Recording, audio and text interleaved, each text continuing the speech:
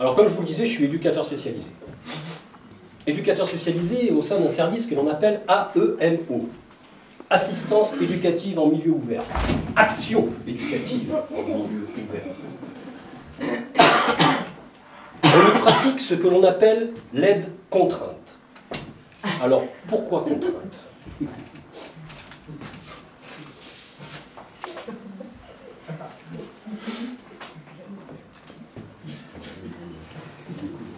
Si la santé, la sécurité ou la moralité d'un mineur non émancipé sont en danger, ou si les conditions de son éducation ou de son développement physique, affectif, intellectuel et social sont gravement compromises, des mesures d'assistance éducative peuvent être ordonnées par justice à la requête des pères et mères conjointement, ou de l'un d'eux, de la personne ou du service à qui l'enfant a été confié, ou du tuteur, du mineur lui-même ou du ministère public. Point. Il n'y avait que des virgules, hein, jusque-là. Article 375 du Code civil. Eh oui, je suis missionné par le juge des enfants au nom de la sacro-sainte protection de l'enfance et à ce titre intervient directement auprès des familles, à domicile, pour m'assurer du bien-être de ces enfants. Les mauvaises langues diront qu'il s'agit d'un contrôle social. Non, non, non. Il s'agit d'aider. Sous contrainte.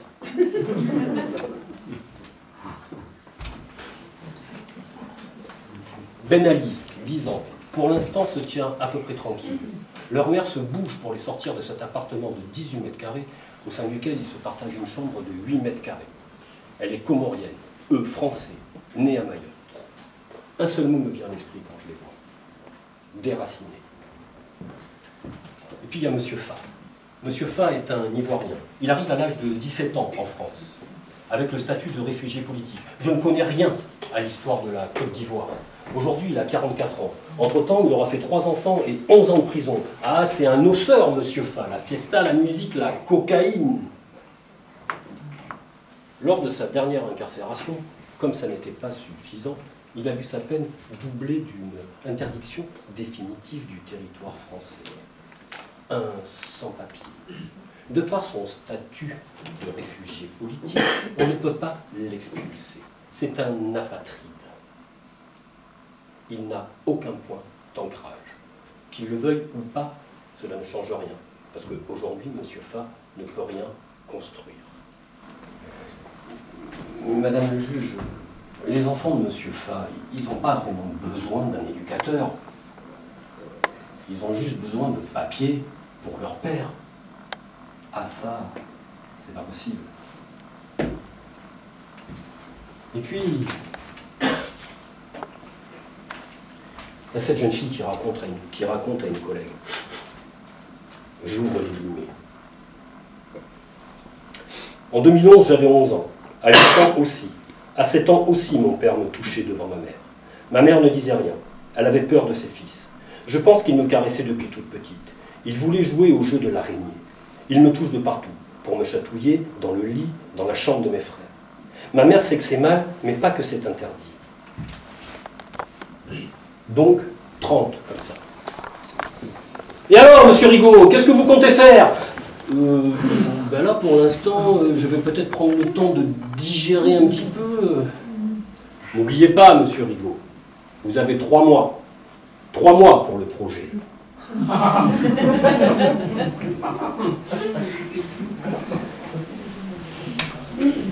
Le projet, on y reviendra. Parce que ça, c'est aujourd'hui. Avant ça, j'ai fait mes classes dans une MEX. Une maison d'enfants à caractère social. J'ai jamais bien compris si c'était les enfants ou la maison qui était à caractère social. Je crois que j'ai jamais vraiment eu envie de comprendre. J'y ai commencé en... Enfin, une MEX, une maison d'enfants. Les foyers, comme on dit, les enfants placés. Si la sécurité ou la moralité d'un mineur non émancipé, enfin, vous avez compris le principe. Une MEX a pour mission d'accueillir des enfants dont les parents ne peuvent plus en partie ou en totalité assurer ou assumer leur éducation. J'y ai commencé en 1998.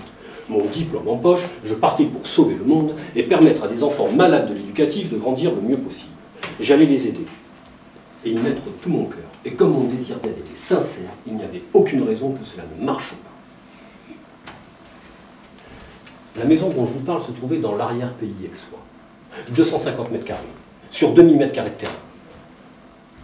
Sur la façade, à 3,50 m, une date, 1788. Au-dessus, une niche. À l'intérieur, grande comme ça, la Vierge Marie. Nicolas, 17 ans, un soir de colère, paf!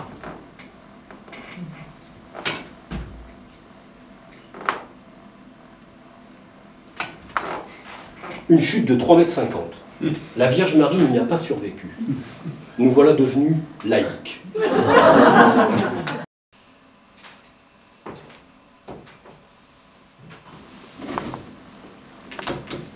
J'avais pris un bouquin et je m'étais allongé sur le lit. J'avais laissé la porte ouverte. Tout à coup, je vois Mélodie arriver. Elle m'interpelle à propos de je ne sais plus trop quoi, et moi, je réponds. Elle fait 2 pas, entre dans ma chambre, et continue de me parler. Et moi, l'air de rien, je réponds. Elle s'assoit sur le lit. Un lit à 2 places. Elle continue de me parler, et moi, l'air de rien, je réponds. Tout à coup, elle s'allonge et pose la tête sur l'oreiller qui est juste à côté de moi. Et là,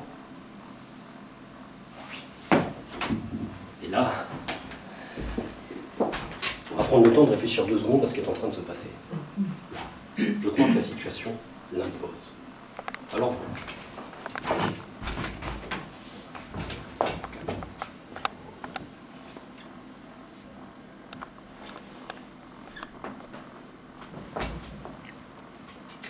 voilà ce que j'appellerais une société. Enfin, c'est pas vraiment une société. C'est les valeurs de cette société. On entend beaucoup comme quoi il y aurait une crise des valeurs, une perte des valeurs, comme quoi nous devons respecter les valeurs, comme quoi nous devons retrouver nos valeurs. Disons que c'est les valeurs sur lesquelles une société s'appuie pour pouvoir exister. Ce sont les fondements de cette société. Liberté, égalité, fraternité. Travail, famille, patrie. Alors pourquoi un cadre? Ben parce que je suis éducateur spécialisé. Et qu'un éducateur, ça pose un cadre. C'est même à ça qu'on le reconnaît. Un éducateur, il arrive quelque part, il regarde, et puis il pose un cadre. Alors plusieurs avantages au cadre posé. C'est si jamais ça déborde, l'éducateur, il recadre.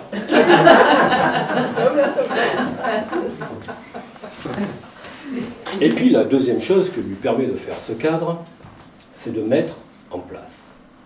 Donc, à l'intérieur de cette société, il y a des individus.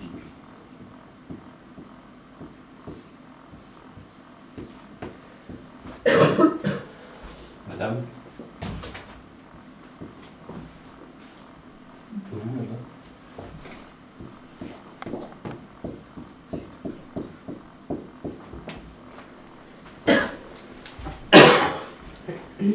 Et puis il y a ceux qui ne sont pas forcément d'accord avec ces valeurs, ou qui sont en opposition avec ces valeurs tout simplement de par ce qu'ils sont.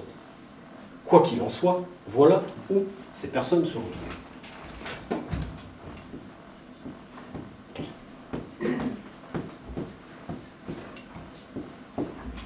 Alors ces personnes, qui ça peut-il bien être?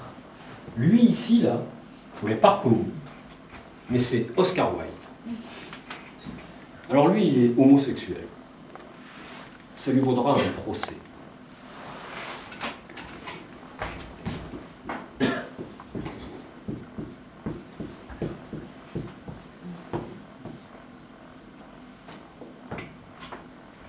Lui, là, c'est Socrate. Socrate, il corrompt la jeunesse avec ses questions saugrenues et ne reconnaît pas les dieux de la cité. Condamné à mourir par empoisonnement, il boira la ciguë. Vous l'aurez compris, bon nombre de personnes ayant des troubles du comportement, adoptant des attitudes déviantes, et depuis peu, dans ma profession, l'usage de dire que ces individus dysfonctionnent. Alors moi, je sais que mon grille-pain peut dysfonctionner. Je sais que ma machine à laver peut dysfonctionner. La machine à laver, c'est un exemple intéressant. J'ai du linge sale. Je le prends, je le mets dans la machine, je lance le programme, le linge est lavé. Ah. Donc, je reprends du linge, je le remets dans la machine, je lance le programme, la machine s'arrête. Elle dysfonctionne. Dès lors, c'est assez simple. Il suffit de repérer la panne, changer une pièce ou deux, voire changer la machine dans sa totalité, donc réparer la panne, et tout rentre dans l'ordre, le programme peut continuer de se dérouler.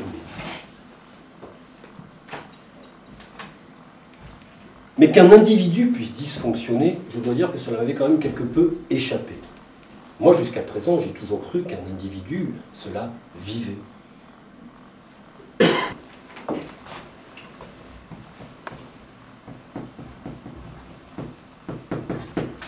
Interdit.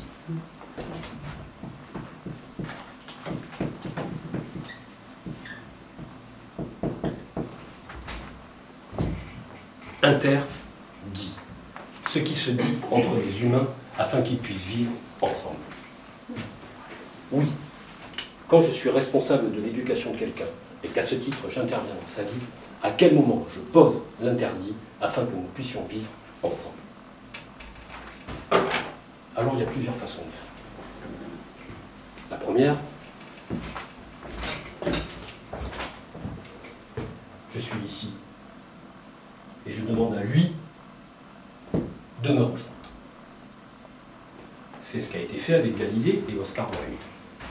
À ce moment-là, je lui demande d'être ce que je veux qu'il soit. Comment il y a une autre façon de faire? Et cette façon, c'est celle-là.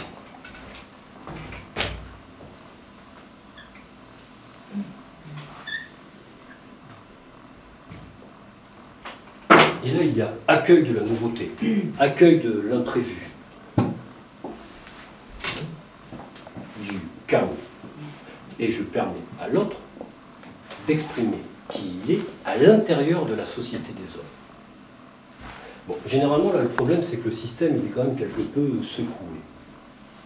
Pourtant, vous remarquerez que dans les deux cas, une limite est posée. C'est juste que les raisons en sont différentes. Oh, toi là-bas, ça suffit là! Là, vraiment, tu dépasses les bornes!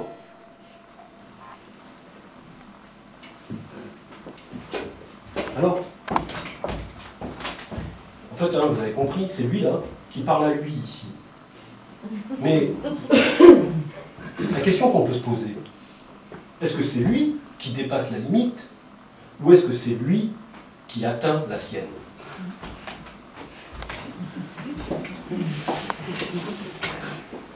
Lors d'une discussion avec un ami, ce dernier me disait, mais en fait, en éducation, il n'y a pas de règle. Je me permets de le contredire. C'est pas qu'il n'y en a pas, c'est qu'en fait, il n'y en a qu'une. À quoi je dis non? À quoi je dis non?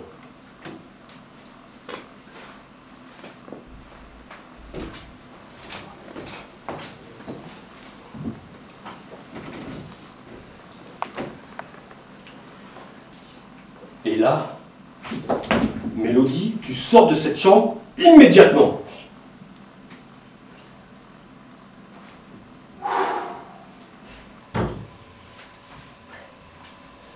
Un qui ne reste pas les deux pieds dans le même pot, et pour qui le fait que la Terre tourne ne fait aucun doute, c'est Kevin. Disons que je ne sais pas s'il sait vraiment que la Terre tourne, mais ce qui est sûr, c'est qu'il ne prend pas pour argent comptant le fait qu'on lui fasse avaler que la Terre est immobile. Le défi éducatif. Voilà comment j'ai fini par l'appeler avec un collègue. Quand tu lui proposes à Kevin d'être toujours à côté, il n'a de cesse de te dire « Arrête avec ton institution qui n'est qu'un établissement. Arrête avec ton sens cherché qui n'est qu'un sens donné. Arrête avec ton projet qui n'est qu'un programme. Arrête avec tes conventions. Sois créatif. Éduque-moi. » Alors il est bien évident qu'il ne le dit pas tout à fait comme ça. Non, non, ta gueule, ta gueule!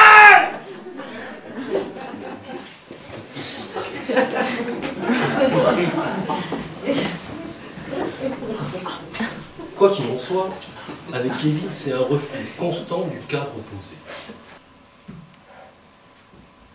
Et puis cette histoire d'équité, c'est n'importe quoi. Parce que la difficulté, c'est pas tant de traiter tous les enfants de la même manière, mais non. La difficulté, justement, c'est bien de les traiter tous de manière différente. De toute façon, Kevin, il ne sait pas lire.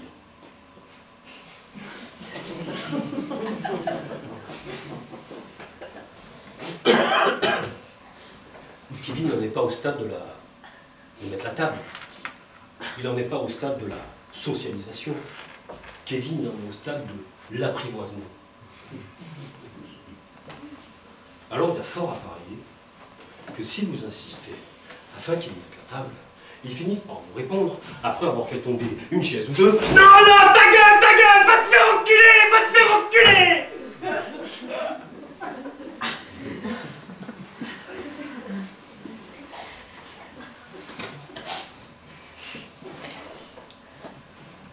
Va te faire enculer. Va te faire enculer.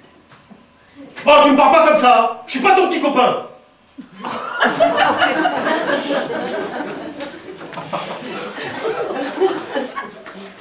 Celle-là, elle est bizarre, la phrase, non? Parce qu'elle sous-entend que... Mon petit copain... Mais moi, ça, je pratique pas. C'est pas le genre de phrase que j'affectionne. Non, moi, vous avez compris. Je suis un adepte de la course-poursuite. Kevin, qui est ici. Le couloir, les escaliers, la chambre. Parce que attention, hein, parce que moi aussi, je peux casser des chaises, hein. Moi aussi. Spring. Parce que moi aussi, je peux casser des chaises. Spring. Parce que moi aussi, je peux... Ah!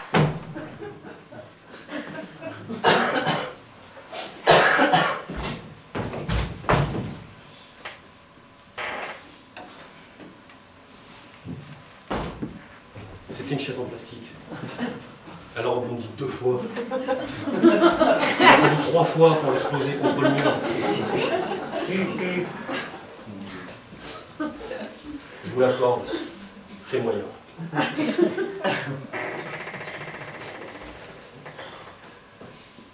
Va te faire enculer. Va te faire... Et puis un jour, j'ai eu la révélation. Alors que Kevin me faisait une nouvelle fois cette proposition, j'ai répondu. C'est déjà fait.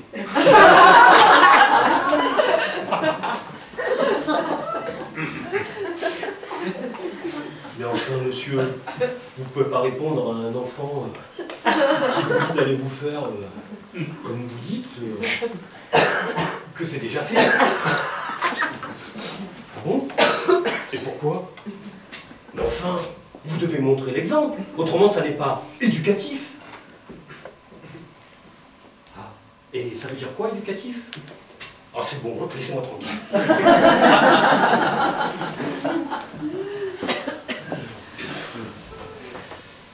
Pas éducatif. Premièrement, moi je ne tourne plus comme un dératé dans la maison, et de fait je m'économise. Deuxièmement, ça participe un tant soit peu à apporter un petit peu de sérénité au sein de cette maison qui en a quand même bien besoin. Et troisièmement, pas des moindres, Kevin, il a souri. Kevin a souri. Pas rien, ça. Alors je me suis dit qu'il y avait peut-être une piste à creuser de ce côté-là.